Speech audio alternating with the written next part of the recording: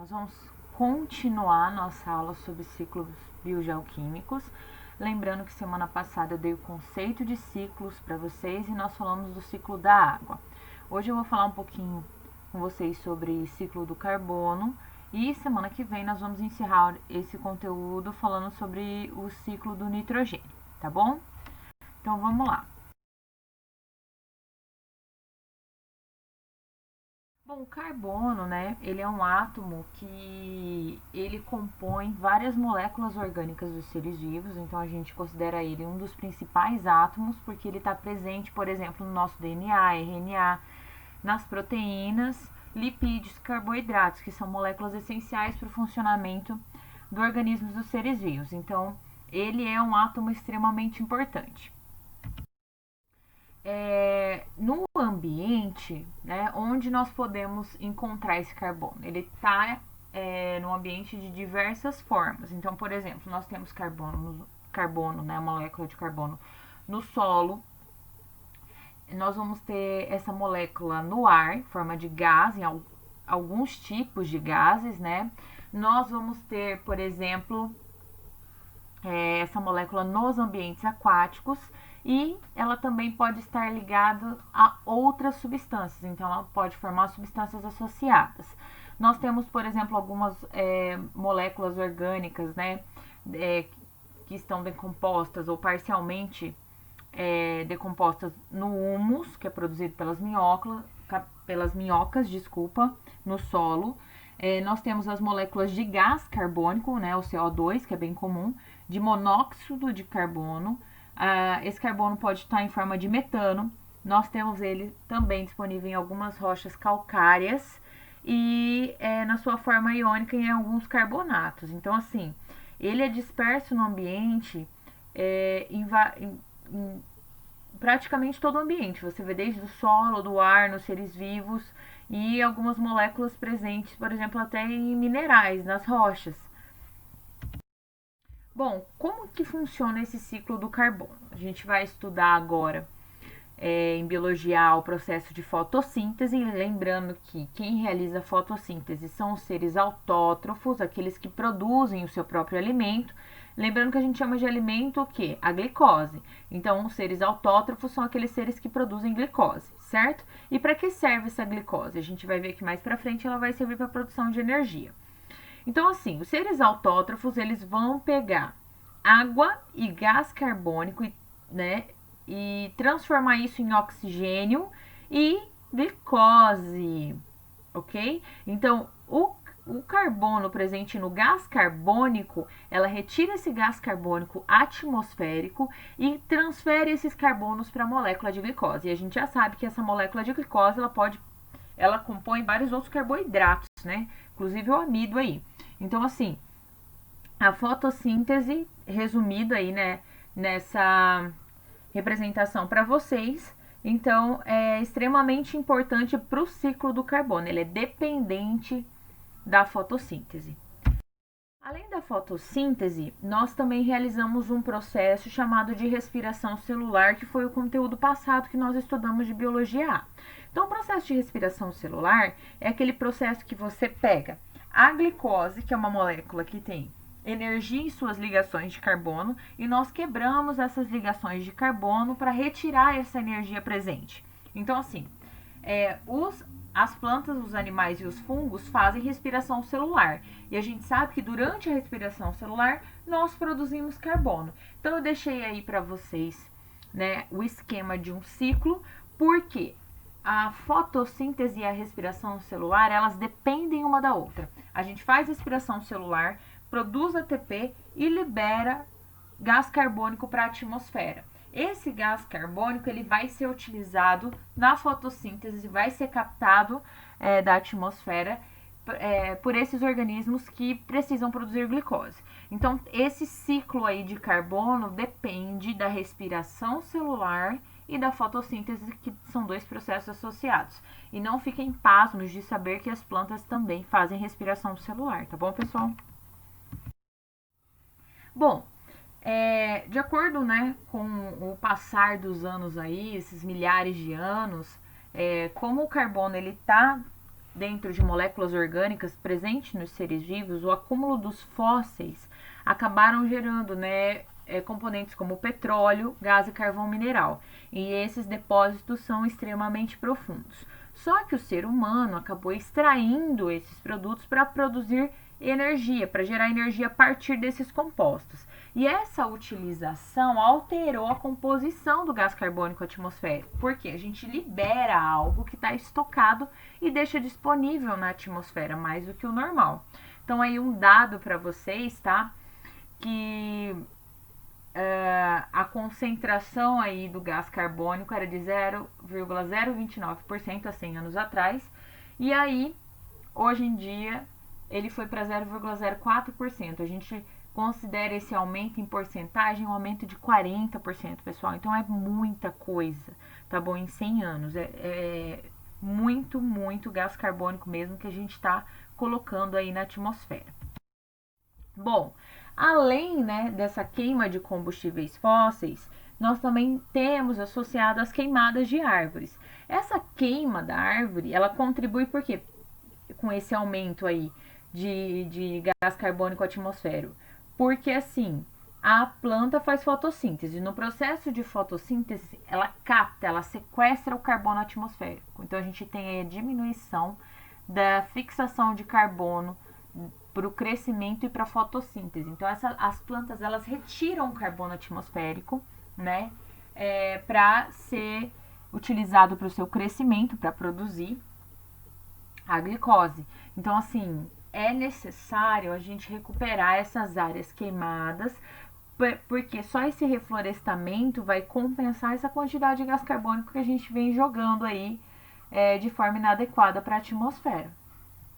Então, o nome desse processo a gente chama de sequestro de carbono. Quando a planta ela pega, ela capta o gás carbônico atmosférico para realizar a fotossíntese, né, e assimilar então essa glicose aí.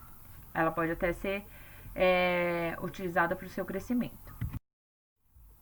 Bom, além disso, né, falando um pouquinho agora sobre a vida aquática.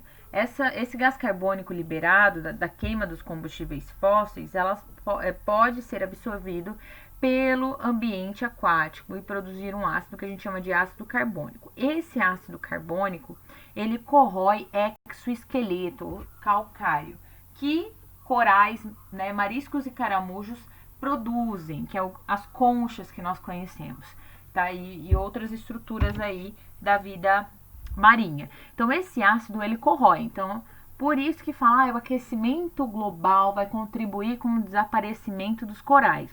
Porque a quantidade de gás carbônico atmosférico está associada a esse ácido carbônico que pode ser produzido no ambiente aquático. Então, quanto mais gás carbônico a gente libera, mais ácido carbônico é produzido e esses exoesqueletos aí vão acabar sendo danificados. Bom, resumão aí do ciclo do carbono, né? Nós temos a liberação de carbono para a atmosfera através de vários fatores. Então, da nossa respiração, da decomposição que é realizada por fungos e bactérias, da respiração da vida aquática, da combustão, então a queima de combustíveis fósseis, tudo isso libera gás carbônico para a atmosfera. Esse gás carbônico é sequestrado pela fotossíntese das plantas e também de alguns organismos aquáticos, como algas, que realizam essa fotossíntese, então assimilam esse gás carbônico. Como que os animais eles vão adquirir gás carbônico? A partir da alimentação. Então, assim, os consumidores primários, eles adquirem esse carbono, desculpa, falei gás carbônico, né? O carbono a partir da alimentação. Então, as plantas assimilam o carbono, incorporam esse carbono na molécula de glicose e a gente adquire essa molécula de glicose indo atrás do nosso alimento. Então, seres heterótrofos, eles só podem adquirir o carbono a partir da cadeia alimentar, da teia alimentar, tá, pessoal? Alimentação. Então, assim, aí nós temos a interação de vários organismos, fala um pouquinho de cadeia e teia alimentar, decomposição, mas essa manutenção do carbono, ela está diretamente associada à fotossíntese e principalmente à respiração. E a passagem desse carbono, ele vai ser passado de um nível trófico para outro a partir da nossa alimentação. Bom, agora a gente vai falar um pouquinho de aquecimento global, tá? Eu sei que muitas coisas aqui vocês já ouviram várias vezes, mas não custa dar uma relembrada. Bom, pessoal, o clima do nosso planeta, ele é controlado pela nossa atmosfera. Então, a composição de gases da nossa atmosfera controla a temperatura do nosso planeta. Bom, nós temos alguns gases que nós vamos estudar mais para frente que podem colaborar para a manutenção normal dessa temperatura ou pode prejudicar.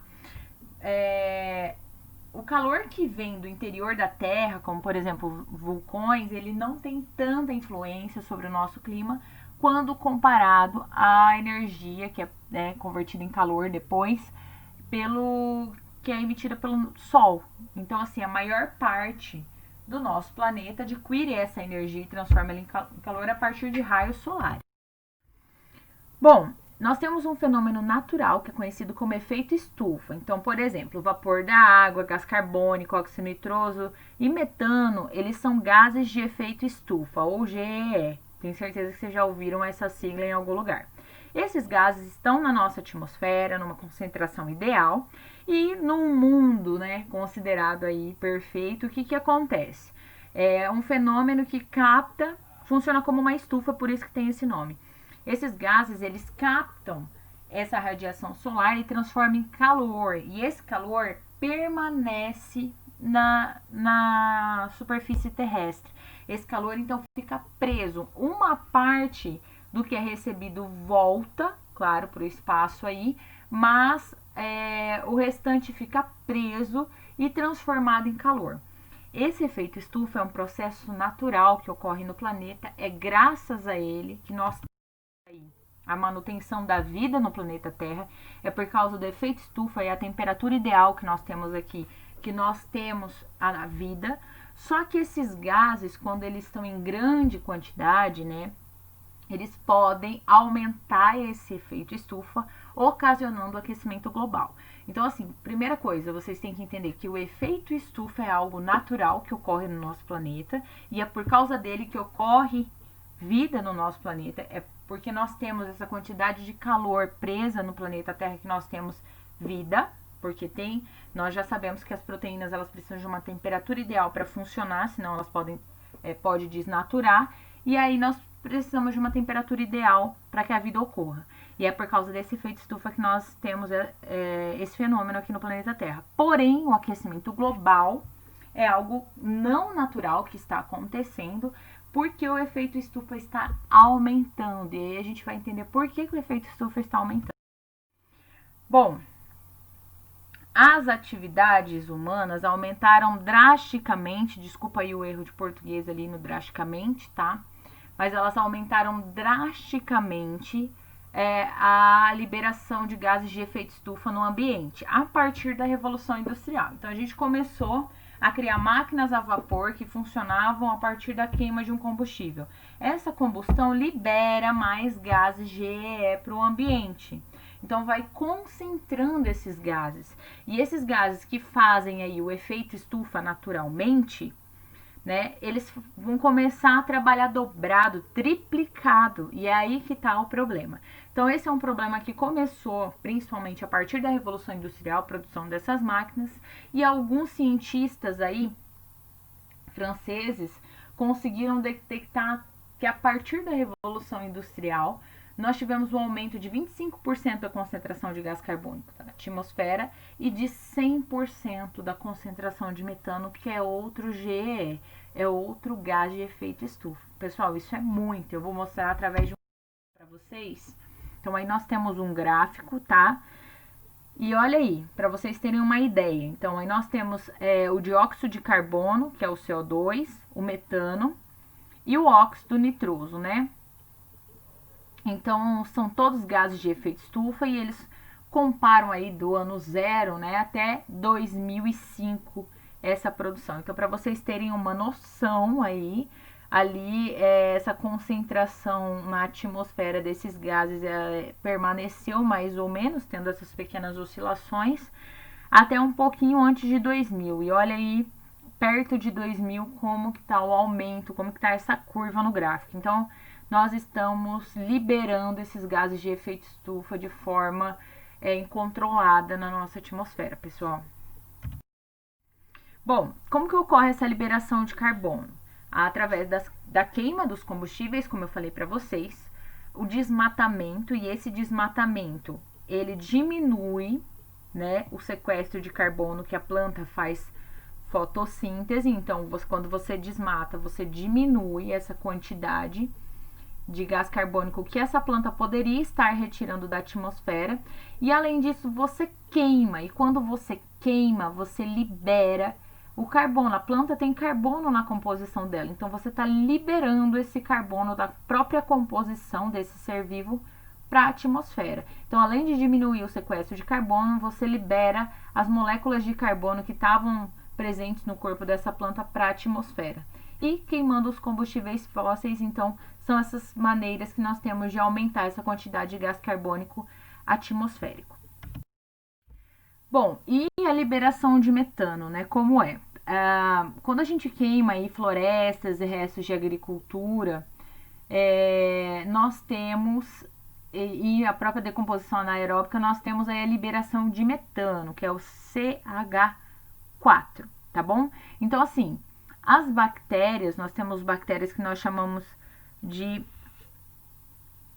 metagênicas, tá? Ou metanogênicas, que elas estão presentes em algumas plantações. Então, por exemplo, ali, exemplo para vocês, plantação de arroz. E também esse tipo de bactéria está presente no sistema digestório, principalmente no estômago dos ruminantes.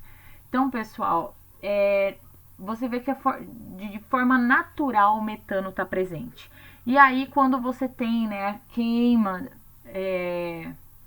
a queima dessas plantações e até a criação de animais, você aumenta essa quantidade de metano, porque quando você está criando animais, esse animal ele tem o metano no seu próprio organismo, então você aumenta essa quantidade de metano liberado.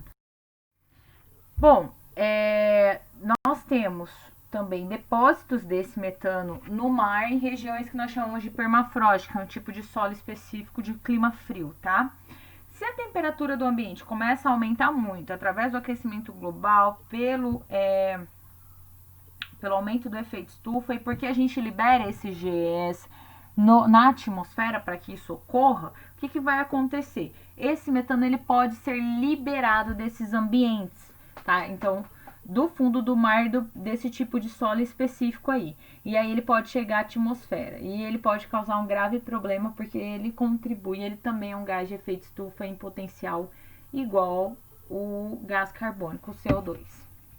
Bom, é isso, pessoal. O ciclo do carbono não é difícil. Isso que eu falei para vocês, essa questão do aquecimento global, isso são questões atuais. É bacana que vocês estudem isso, até para redação, tá? Deixei aí meu e-mail, eu agradeço a atenção de vocês e eu espero que vocês tenham gostado da aula. É um conteúdo tranquilo, vocês precisam entender só esses processos, então o que é fotossíntese, o que é respiração, e entender como que isso está interagindo com o ambiente a partir dessas moléculas. E que isso é cíclico, nós precisamos da ciclagem desses compostos para que o ambiente ele se autossustente, tá bom? Então é isso, beijão e até mais.